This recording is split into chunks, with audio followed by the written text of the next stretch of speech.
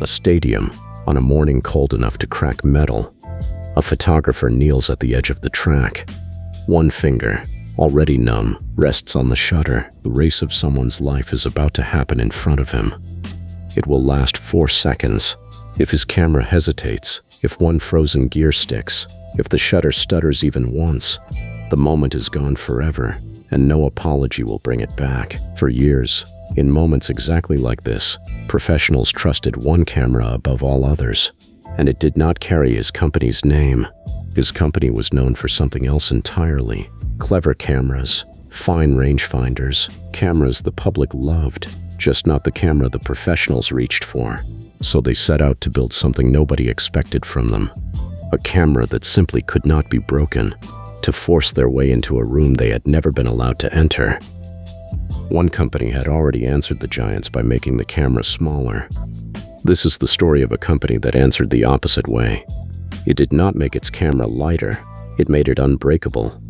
And in 1971, it used sheer toughness to demand a seat it had been denied for years. This is the story of the Canon F-1. Chapter 1. The Giant's Door. By the 1960s, the professional camera world had a king. In 1959, Nikon had released the Nikon F, a tough, modular single-lens reflex that photojournalists fell in love with. Within a few years, it was everywhere the news was, on the front lines, at the finish lines, in the hands of the people whose pictures defined the decade. Carrying a Nikon F had become a kind of badge. It told the world you were a serious photographer, and that your equipment would not let you down when it mattered most. That door, the door into the world of working professionals, was effectively closed, and one company in Japan kept finding itself on the wrong side of it. That company was Canon. Canon was no minor player. It made acclaimed rangefinder cameras that went toe-to-toe with Leica, and lenses the whole industry admired. But in the one world that mattered most to it now, the world of the professional SLR, Canon was still an outsider. Its first real attempt to break in had already failed, and among working photographers, the quiet verdict was that Canon was not, at least not yet, a maker of professional cameras. It was a verdict Canon had come to resent.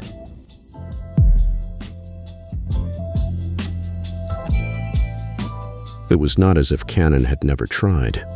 In 1959, the very same year as the Nikon F, Canon had launched a serious single-lens reflex of its own, the Canonflex.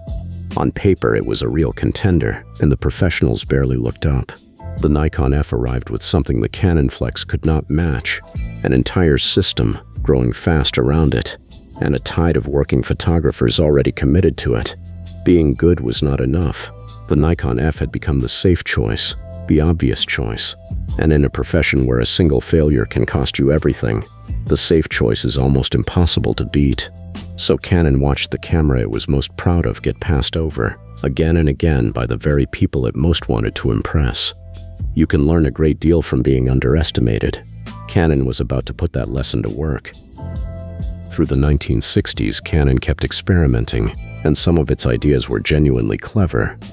In 1965 came the Pellix, with a fixed semi-transparent mirror that never moved at all, light passing straight through it to the film. It was ingenious, it was different, and it still did not pry the door open. That was the hard truth Canon finally absorbed. Cleverness on its own did not win professionals. A surprising feature might earn a headline, but it did not earn trust, because what a working professional truly wants is almost boring to say out loud. Not novelty, not even at first the sharpest lens. What they want is the certainty that the camera in their hands will fire, in the cold, in the rain, on the 10,000th frame, every single time. If Canon wanted that door to open, it would have to stop trying to be clever. It would have to build something that simply would not break.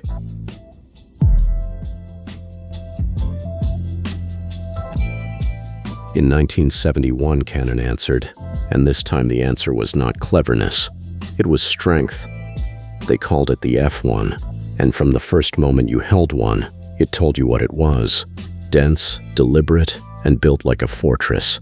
Where another company that decade would fold its camera smaller and quieter, Canon went the other way entirely. It made its camera tougher. The F-1 was not a single product.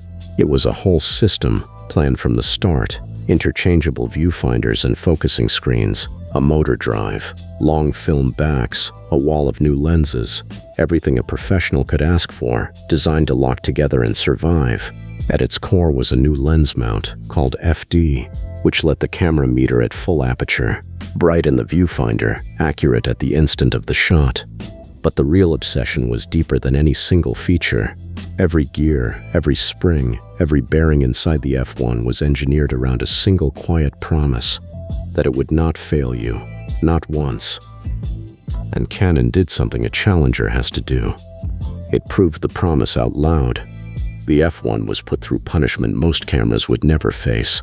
Canon spoke of operating it from deep, metal-cracking cold to blistering desert heat, and of a shutter rated reportedly to survive on the order of 100,000 exposures, a number meant to sound less like a feature and more like a guarantee. These figures were a sales pitch, yes, but they were also a language. For a company the professionals had brushed aside, toughness was the one argument that could not be ignored. You cannot talk your way past a skeptical photographer. You can only hand him a camera that refuses to die, so that was the bet. Not the lightest camera, not the cleverest, the one you could drop, freeze, bake, and drown in work, and trust to keep firing. In a field built on fear of failure, Canon had decided to sell the absence of failure itself.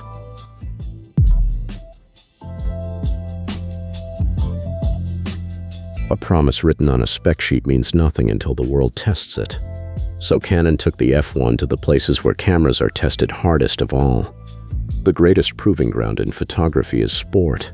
At a major event, hundreds of photographers crowd the same few meters of railing, all chasing the same fraction of a second, in heat or cold or driving rain, hour after hour with no second chances. Canon went all in. It built out the full F1 system for exactly this fight.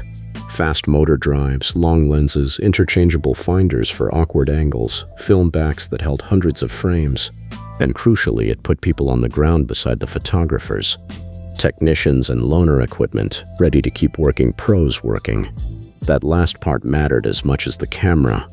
Canon was not just selling a body, it was selling a relationship, a quiet message to every doubter on that railing. We are here, we are serious, and we are not going home. And the strategy worked, slowly, then unmistakably.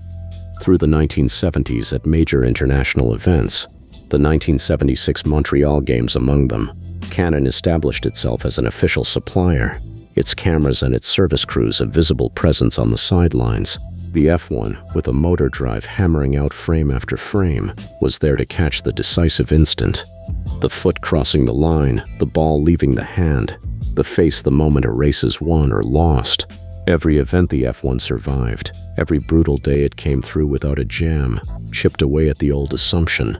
Photographers talked to each other.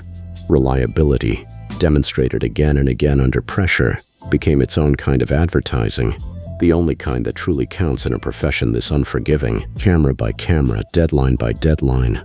The door that had stayed shut for a decade began at last to swing open.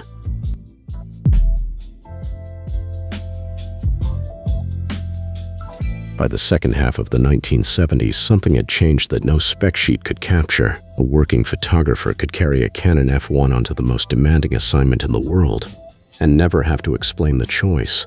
The camera had earned the one thing Canon had wanted for over a decade. Not admiration, not even affection, but professional trust. The quiet assumption that this tool belonged in serious hands. The company once dismissed as an outsider to the professional world now sat, unmistakably, among the giants. It had not talked its way in.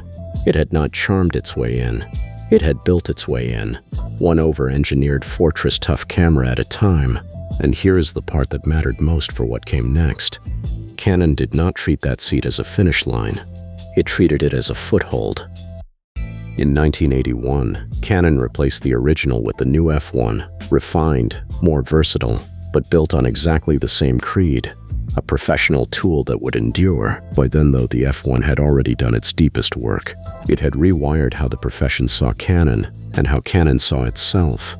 A company that had spent the 1960s on the outside looking in now knew for certain that it could build for the most demanding users on Earth and win. That confidence did not stay still.